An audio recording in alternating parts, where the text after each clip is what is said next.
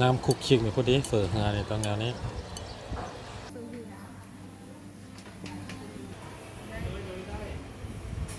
ก็น่าจะไม่ได้ปรุงอย่างไรใส่เฟ็ดได้หนึ่ง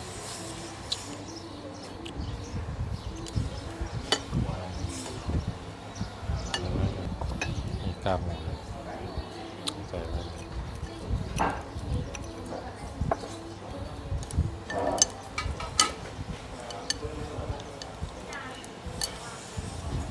ต้มเผ็ดแต่ว่ากลมๆแล้วน้ำมันเนี่ยโบต้องปรุงหลายนะ